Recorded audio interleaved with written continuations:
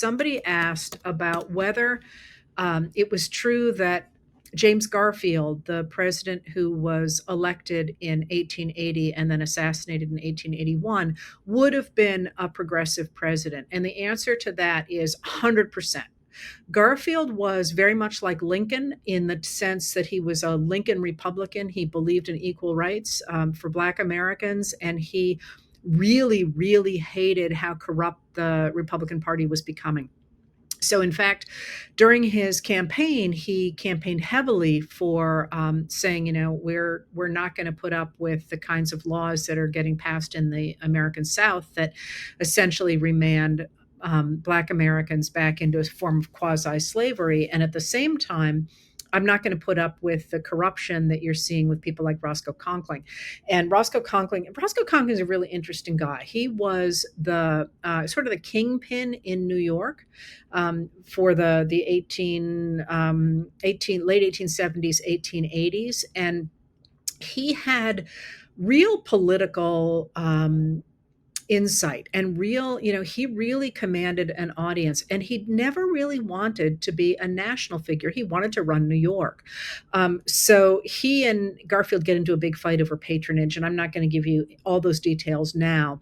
But what Garfield essentially spent the early months of his presidency doing is wresting control of the party away from those corrupt people, those people who were looking to create a political machine, and establishing himself with his principles as the heart of the party. He was also looking after his wife, Lucretia, who had malaria from the stagnant water in Washington, D.C.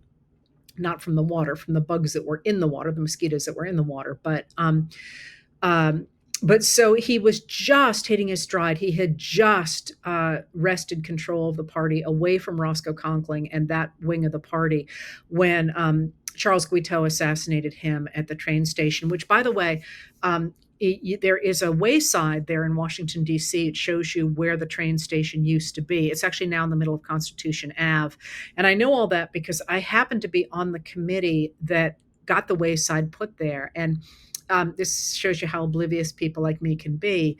The train station and where Garfield was assassinated is now in the middle of the road. And when we were talking about where to put the acknowledgement that this had happened, I said, well, why not just mark the center of the road? And, so the people, when they went by, would see a star on the road or whatever, and know that's what happened. And they looked at me like I had three heads and said, do you have any idea how many people are going to get hit by cars gawking at that? And I was like, oh, that's why I work on books and not in it for the National Park Service.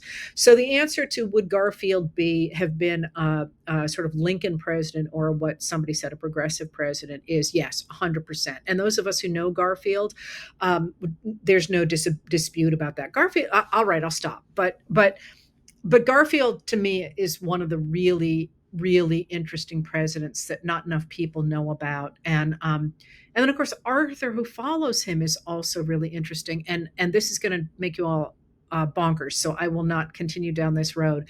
But any day you get to talk about James Garfield is a good day. So thank you for asking that question. All right. So another one that's going to be easy to get rid of is the question about Article 2, Section 4, which is the piece of the Constitution that establishes how one gets rid of a president. And people really misunderstand this. And I get frustrated because you see it circulating on social media all the time, that if a president is impeached and then convicted by the Senate, that the entire administration goes. And that is simply not true. So the Section 4 of Article 2, so remember the way the Constitution is set out. Article 1 is Congress. Article 2 is the president. Article 3 is the judiciary. So when you talk about Article 2 powers, you're talking about the president. Section 4 of Article 2 says the president, vice president, and all civil officers of the United States shall be removed from office on impeachment for and conviction of treason, bribery, or other high crimes and misdemeanors. That means that they can each be impeached, but they don't go as a body if one of them gets impeached. And that's That's people are misunderstanding the way that happens. So that's another easy one to get rid of, and it's so frustrating because you see it come up on social media all the freaking time, and it has never been interpreted to mean that everybody goes when one person goes. And certainly we've had a number of occasions on which people have been impeached, and some have been convicted, people in the cabinet, um, I think, or else they resigned because they knew it was coming. No, that's not true. Anyway, I'll stop.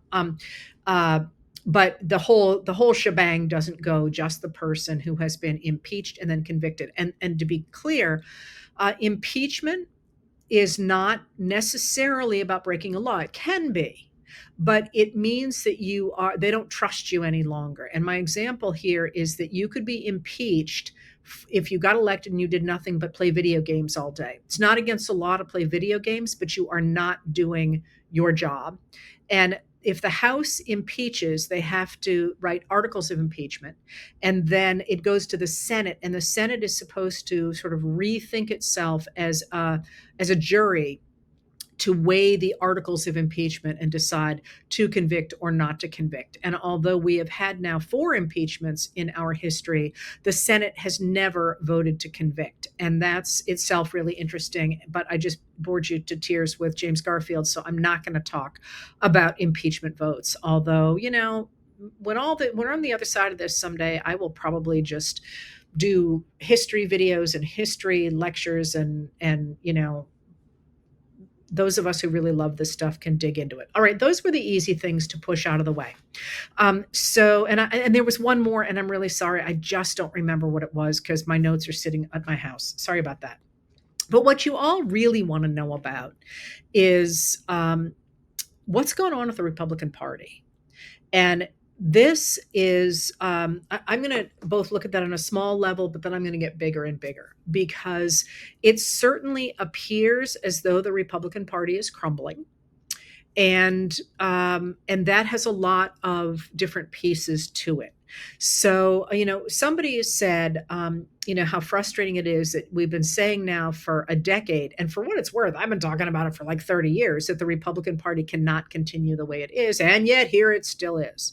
That's a fair criticism, I think. And what people like me do is we try to read the tea leaves and say, this is what things look like, and tell you what our evidence is, and you can disagree with it.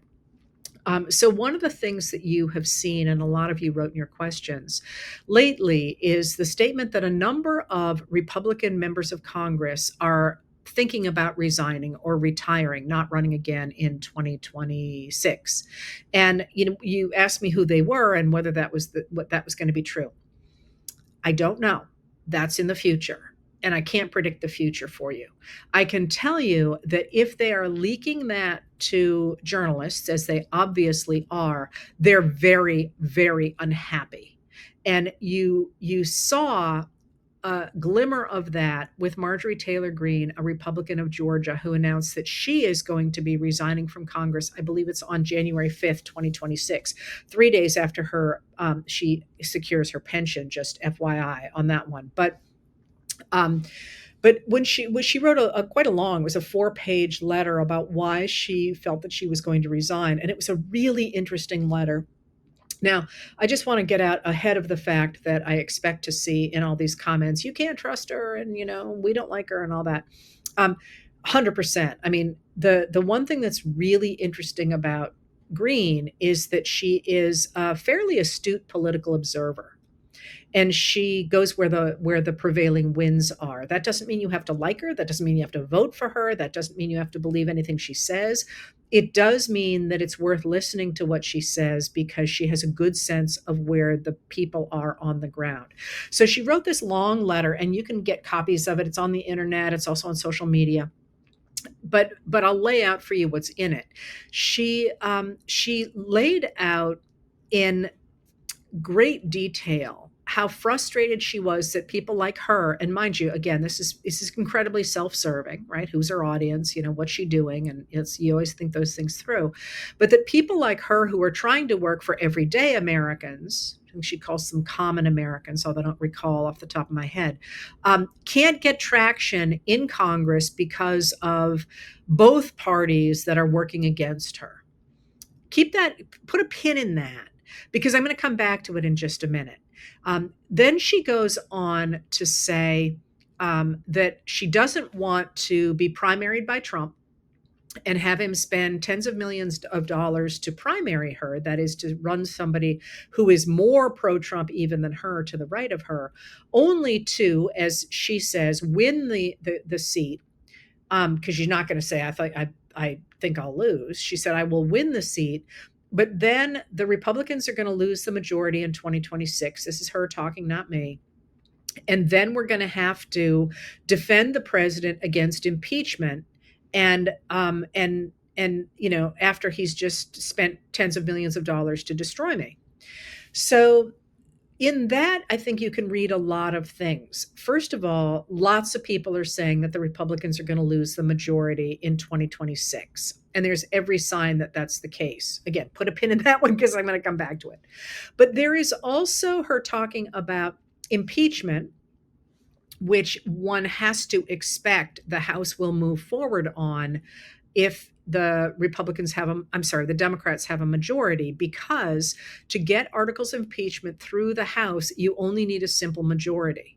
To get them through, to get a conviction in the Senate, you need a lot more votes than that. So, but that's not necessarily out of reach. I'll come back to that too. So she is essentially saying, if the Democrats get the majority, we can expect that there will be an impeachment. Now, why would you impeach somebody if you knew they weren't going to be convicted? In part because you have hearings. The American people get to see what this person has done and decide whether or not they think it's bad. And in the case of Trump, I think we already know from his plummeting poll numbers. There were two polls came out today that had him at 35%. Now, those are outliers on the negative side, but even still, he is down under 40% on average. We know that people don't like what he's doing. And we also know that the more stuff that comes out, the worse this administration looks. So it is not a huge leap to suggest that she's right when she says that we might well see impeachment if the Democrats get a majority in the next Congress. But more interesting than that is, and that certainly is why a lot of Republicans are talking about resigning or not running again or whatever, is partly because it's no fun to be in the minority. You can't really do very much. And also because of the leadership, as it is, of Mike Johnson, the Speaker of the House, who is a Republican from Louisiana, who simply has been refusing to put forward anything, even that members of his own conference. I always get confused. The Democrats have a caucus, the Republicans have a conference. Even things that members of his own conference want, because he is doing Trump's bidding. He is very much doing Trump's bidding. And so a lot of those Republicans are like, I want to get out of here. I can't do anything. My constituents yell at me all the time because I'm trying to do stuff for them. Again, even Republicans are usually trying to do things that their members of their districts want. And I can't do anything because Mike Johnson keeps shutting me down. What's the point of this? I might as well be spending my time either doing what I want or running for a different sort of office. So you're actually seeing people focusing on going back to their states and working in their states. So that's that part of Marjorie Taylor Greene's letter was really interesting. But to my mind, more interesting is something that she articulated in that letter, or at least alluded to in that letter. It's not a terribly well-written letter, but that I'm seeing in a lot of other places. And that was two things.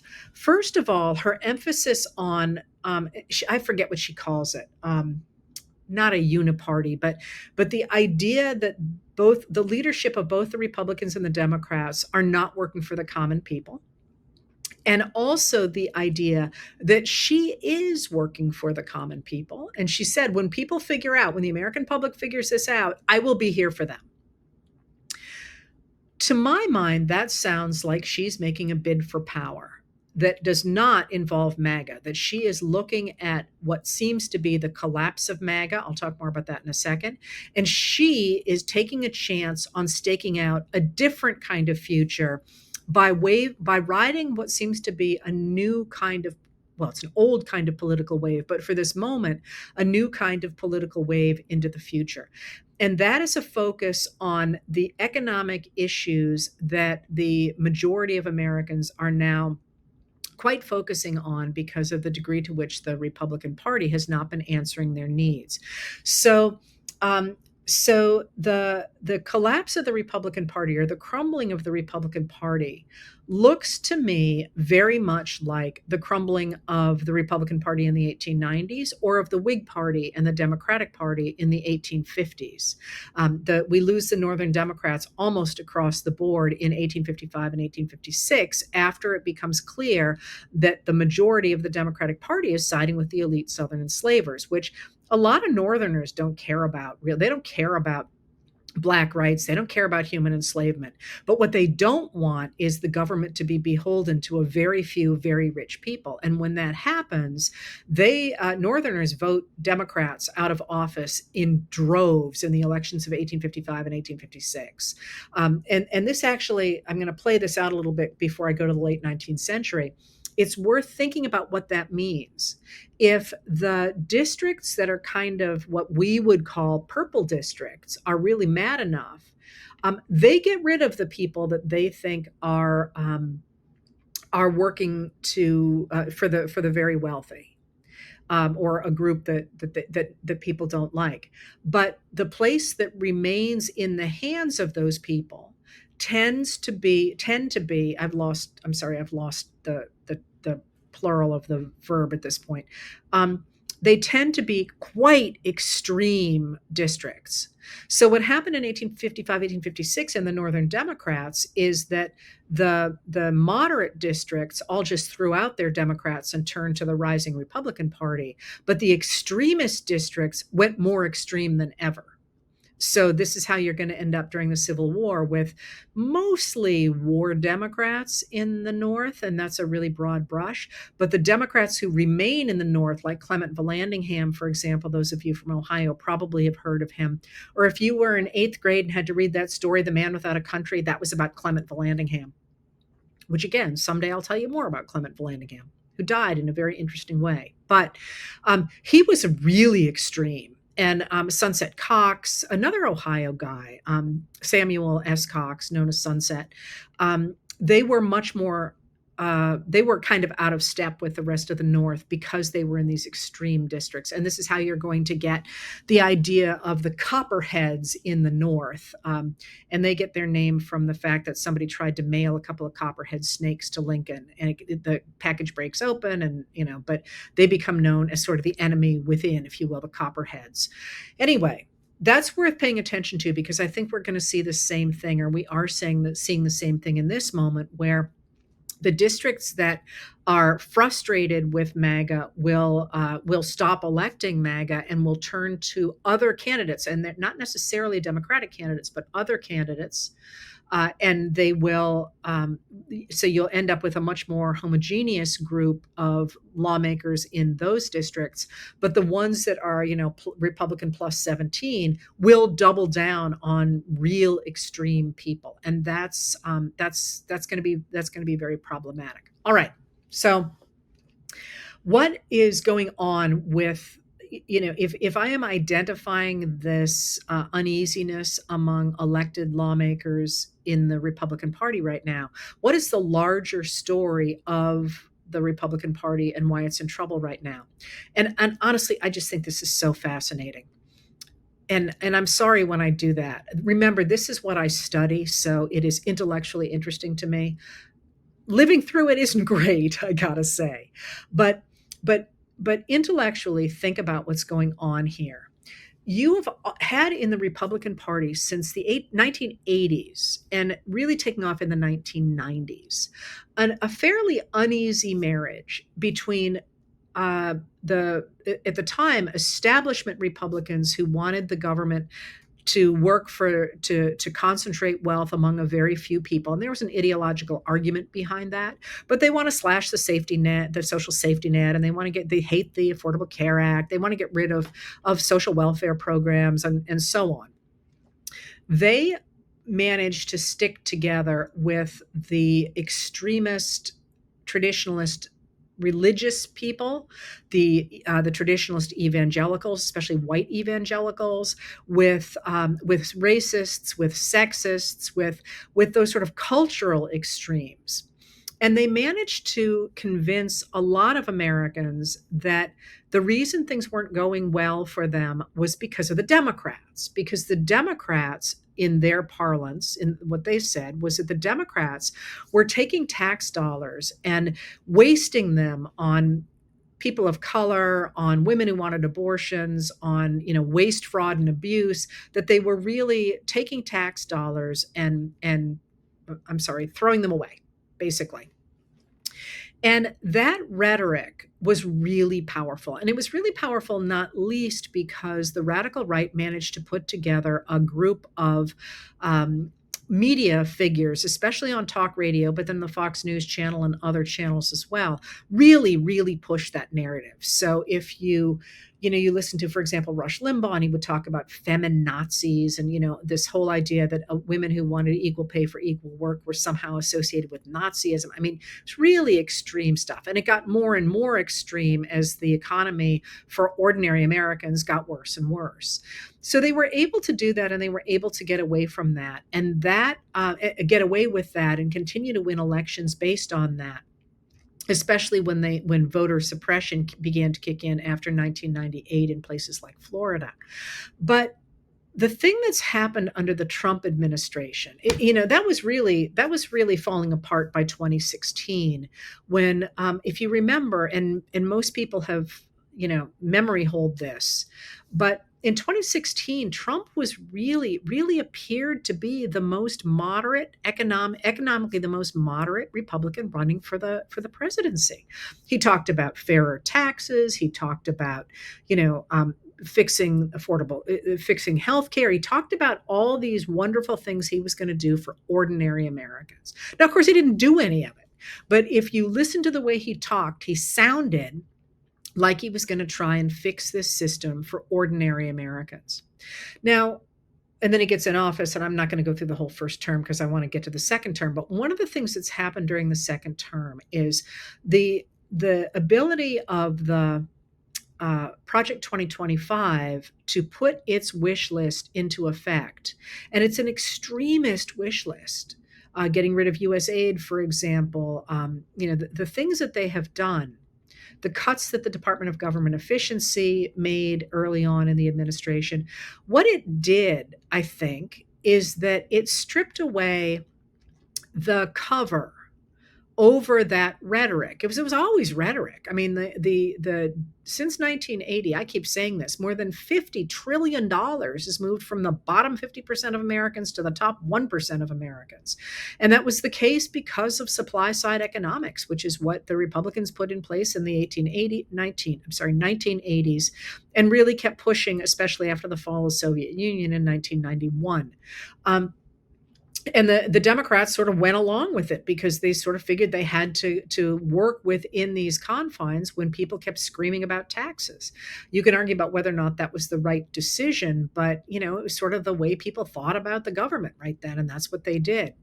Um, but but under Trump in the second term, and first of all, Joe Biden comes in 2021, and he completely turns that on his head. He gets rid of supply side economics. He tries to rebuild the social safety net. He tries to really work with foreign countries. He really tries to put in place an older pre-1980 version of the American government. Well, the first thing Trump does, of course, is to overturn everything that Biden had done. But one of the interesting things about that was his attacks on the public sector and on the policies that Americans have grown to expect has woken a lot of people up. I remember for years talking about the idea that the Republicans were trying to get rid um, or trying to privatize Social Security and make cuts to Medicaid and Medicare. And I cannot count how many times people said, "You are fear mongering. That's not what they want to do. They're never going to do it." And of course, I would say, but look, the bills they're introducing. Look at they're only backing off because the Democrats are fighting so hard or whatever. And the people were like, "Now you're just fear mongering." And you can remember in the 2024 election when Kamala Harris said things like that, the news media said, here we go, we're fear mongering again.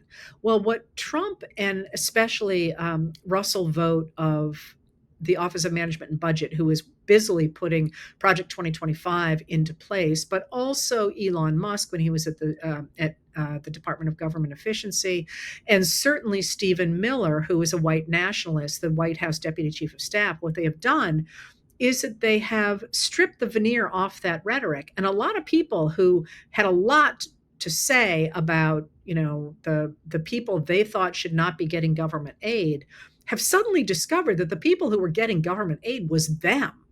So, the cutting of the U.S. aid hammered American farmers, and the tariffs have really destroyed the American soybean markets. And the cuts to Medicaid haven't even kicked in yet, but the cuts to the premium tax credits that underpin the Affordable Care Act premiums for a certain range of people, those things are really, really, really biting. At the same time that if inflation's going up, I mean, Trump can say all he wants that it's not, but it is. I mean, the I just don't even need to belabor that any longer. You've all been to the grocery store, things are more expensive.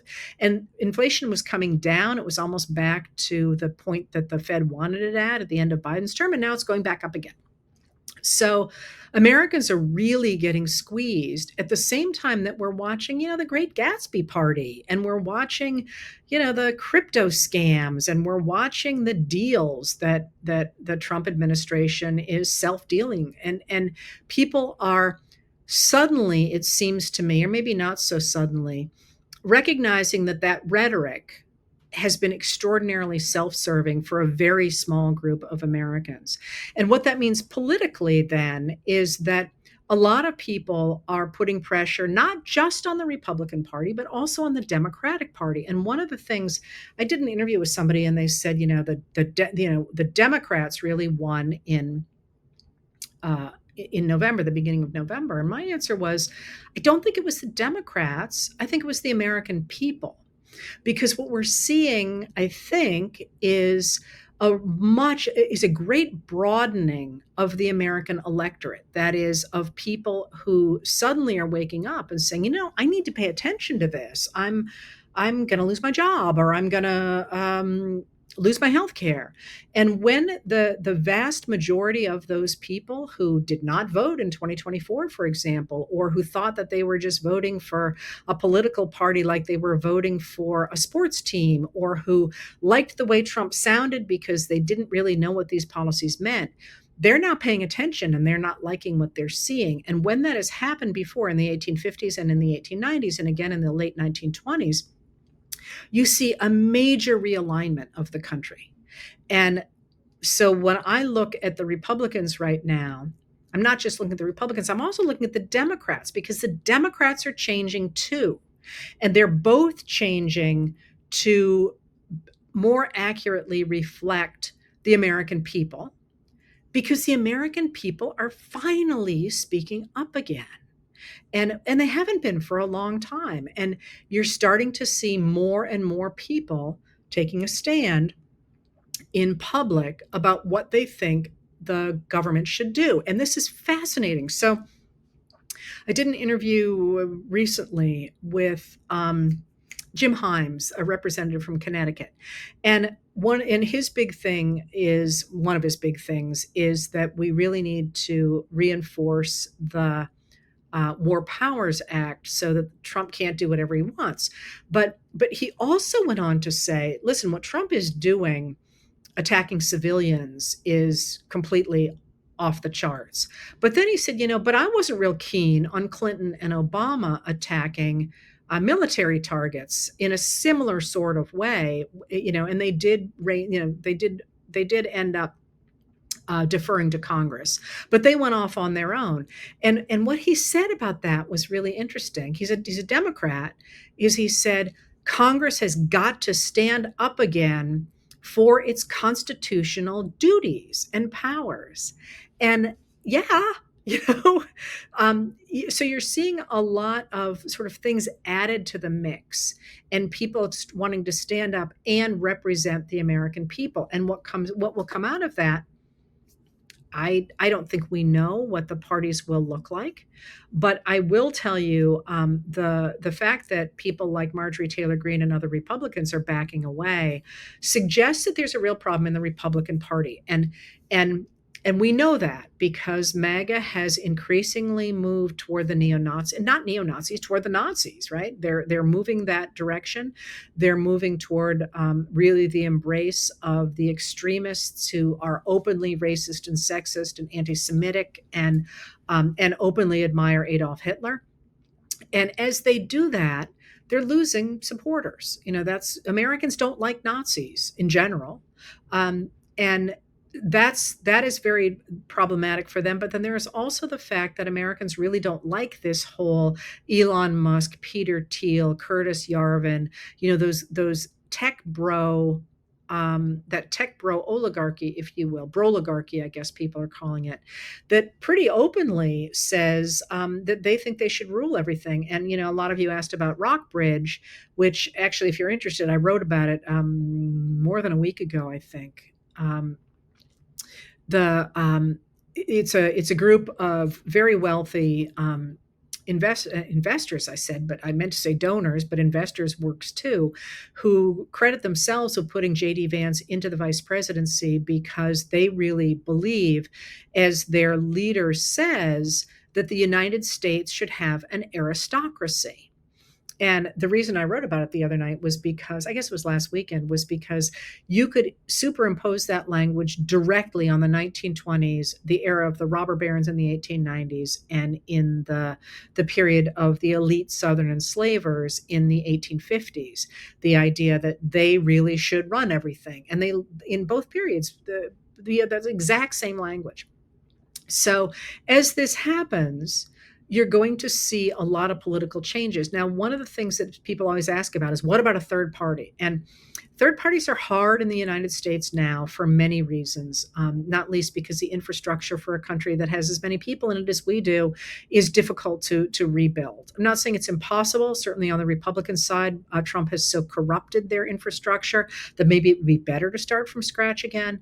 But what more typically happens in the United States since the 1850s is the political parties keep the same name, but they rebrand themselves pretty dramatically. And we saw that in the 1890s when the Republican Party goes from being the robber barons to being progressive. They still called themselves the Republicans, but they were really very different generationally. And you see the same thing repeatedly with the Democrats as well. The Democrats rebrand in the same time in that period as well. So more typically, you've got the parties changing who they are really dramatically and keeping the name. And I think you can see that happening in certainly on the Democratic side now. It's really quite interesting to see. Now, somebody asked, now I'm remembering one of the other things that I left on that notebook page. Somebody asked, why do those super rich people think that they should control the rest of us? And I don't know the answer to that, obviously, but I will tell you that there's something I observed in the late 1890s. And that's that coming out of the Civil War, the Southern enslavers who had run the American South before the war, I keep calling them the elite Southern enslavers because, in fact, most white American Southerners who held their neighbors in bondage held one person, maybe two, worked in the fields alongside them. And that's the majority by far of enslavement. But a few enslavers, and that's why I say elite Southern enslavers, had huge gangs of people that they enslaved, and they were the ones who were really running everything. So so after the war, what you see is those big names, the people, the Wade Hamptons and the really big enslavers, the ones who had run politics before the war, they turn against the idea of black rights in 1871. I've talked about this a lot. And instead of talking about race any longer, which is still uppermost in their minds. Make no mistake, these are the same people, but their language changes really quickly after the establishment of the Department of Justice in 1870, because the Department of Justice starts to arrest and try and convict KKK members who attack their black neighbors based on race. That's in 1870. So in 1871, these elite Southern enslavers say, hey, we have no problem at all with race. Just again, there's a really dramatic break in the way they talk about things. What we don't want is we don't want poor people to vote, because they will vote for roads and schools and hospitals that can only be paid for through tax dollars, and we're the only ones who own any property. So this is a redistribution of wealth. It is a form of socialism. And they talk that way in 1870, and then it takes off again in 1874. But when they talk about Black American men primarily, because of course women aren't voting, they talk about them and they denigrate them as being uneducated and poor, and coming out of enslavement when it was illegal for them to have educations. That's not a far stretch initially to say that they're uneducated. They talk about things that way, and they talk about the idea of making sure that politics is not corrupted, and that means like that doesn't mean suitcases of money in that period so much as it means corrupting the body politic like a disease. And they talk about politics that way, and they say things like that about black voters, black male voters. But it's pretty clearly rhetoric for them. That is, they can't talk about race, so they've got this political construct. But what's really interesting is in the 1880s, when their sons come of age, they actually believe it. This is the world they've grown up in.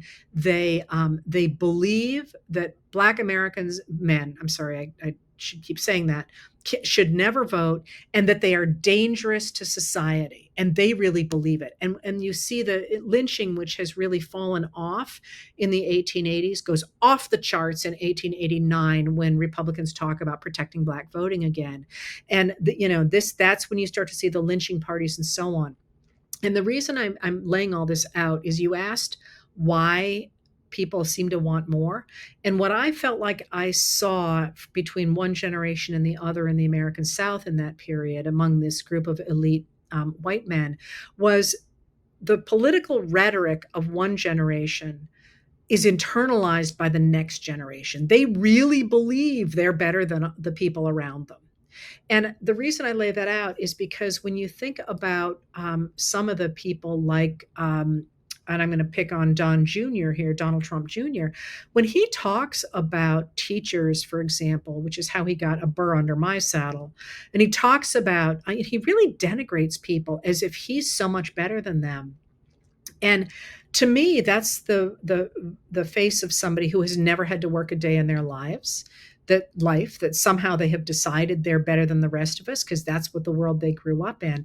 And at the times when he would really denigrate teachers, I used to just sit there and say, give that man 4 hours in a fourth grade classroom, because he has no concept of what real work is, and that there's just that going on. So that's maybe a little bit of a rabbit hole, but you did ask me why they feel that way, and I wonder if it's a generational change, because they have internalized what was political rhetoric in the 1980s is now their reality, even though it is utterly divorced, or their fantasy, even though it is utterly divorced from actual reality. And I think you can see this. I'm going to go back to the party crumbling for a second, in just how bad this Department of Justice is. Could they have screwed up the Comey case any more than they did?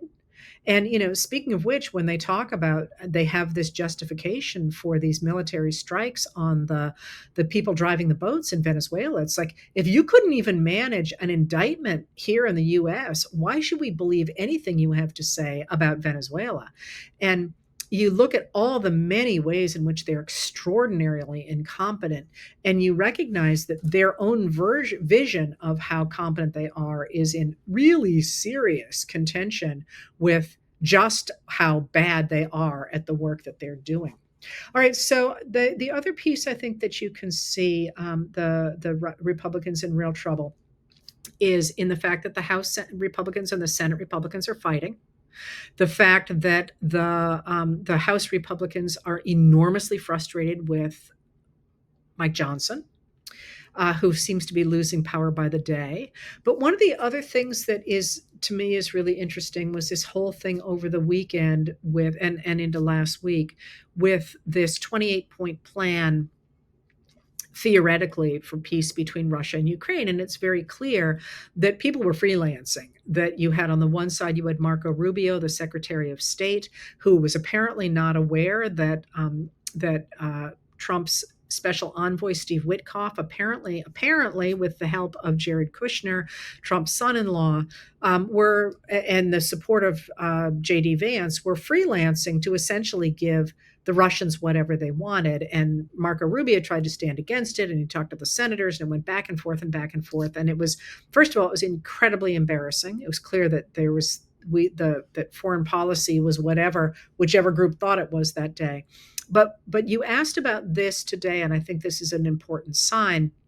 News broke today, I believe it was in Bloomberg, but has been picked up elsewhere now that Steve Witkoff apparently advised the Russians on how to approach Trump, and there has been a leaked telephone recording.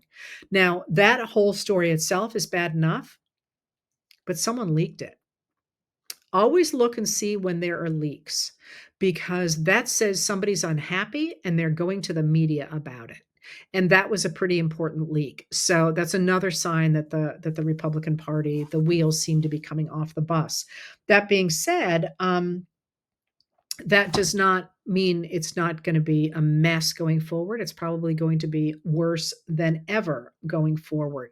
But that does raise the question, and now I'm killing myself because I had a great ending over at the house. Sorry about that. That it does raise the question, as somebody said, how on earth are we going to make it through 3 years of this, 3 more years of this? What do we see as getting Trump out of office? And the answer is, well, first of all, we don't know. Again, that's the future. But second of all, the thing that has made the difference in the last year since January in the United States of America is us. It is the American people putting pressure on their elected officers to say, we don't like what's going on.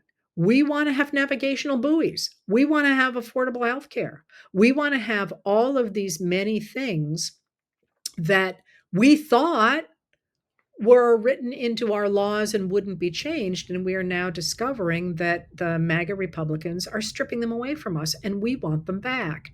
And that pressure, the marches, the organization, the raising money, the running for office, especially at the local level with school boards, for example, and town halls, that is what is taking somebody like Marjorie Taylor Greene and having her look around and say, if I want to get reelected, my bet shouldn't be on MAGA. It should be on the issues that ordinary Americans care about. And again, if you look at those, we are overwhelmingly in favor of FEMA. We like FEMA. We like USAID. We like education. We like clean water. We like clean air. We don't like unregulated AI. All the positions that people are now calling progressive, I find fascinating, because if that's the case, then we are an extraordinarily progressive country, because 70 to 80% of us, 85% on some of these things, want those issues. And so if I keep saying, if we stop thinking about the world as us versus them, like Trump wants us to, or even as Republicans versus Democrats, as the political punditry seems to be doing, and think of ourselves as Americans versus a very small group of oligarchs and MAGA who are trying to force us to live in sort of this hellscape. If we think about it that way, our political alliances change in a hurry. We bleed off the MAGAs who are the neo-Nazis, and we bleed off the Peter Thiels and the Broligarchs, and then we have the rest of us to enforce what we want through a democracy. That's what we've done. That's what we did in the 1850s, we did in the 1890s, did in the 1930s. It certainly looks like that's what we're doing now. Now, that being said, don't think for a minute it's going to be easy. The people who are in power are not going to give up that power easily. And they're going to get worse the more they think that their power is in jeopardy.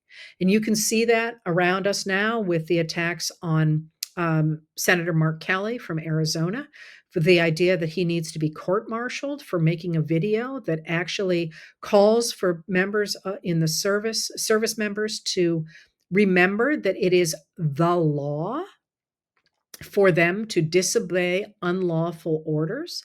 And somehow the Trump administration has turned that around to say that by suggesting, I actually spent hours on this yesterday, so I finally figured out how it works. They are saying, and by the way, the video that they produced, I think it was last Tuesday, is very clear. You must not obey unlawful orders. They say that. But what the administration has turned that into is, by saying that, they are saying that Trump has given unlawful orders, which, by the way, it appears he might have in Venezuela at the least. And by saying that Trump has given unlawful orders, they are, according to the Trump administration, saying that it's very convoluted. They are saying that service members should not follow the chain of command, and therefore they are committing treason, which is completely bass backwards. It's completely not what they said at all. But that attempt to go after a sitting senator because he exercised his right to free speech, and for that matter, his prerogatives under the speech and debate clause of the Constitution, which permits members of Congress to speak freely about legislative issues, not about everything, but about legislative issues anywhere, is a sign, I think, of this increasing desperation and the increasing desire to hurt people and to try and gather as much power into their hands as they possibly can. So it's not going to be easy, but the momentum is very much on the side of those of us who are trying to defend our democracy. And once again, that is not a partisan position. You can be part of this movement if you're an independent, if you're a Republican. Right now, though, the people who are really embracing democracy and trying to protect our country are the Democrats. And that's where my weight is right now, behind them, because they're the ones who are out there in front doing these, trying to protect the country. So we're in a funny time. And, I wake up every morning and say to my husband, I just feel like we're reliving the 1890s. And if you remember the 1890s, they were not calm times, but many of the signs that we see around us look very much like that. And the key going forward is to keep that pressure up, keep swinging, keep staying in the game, because we need to keep that momentum up and going.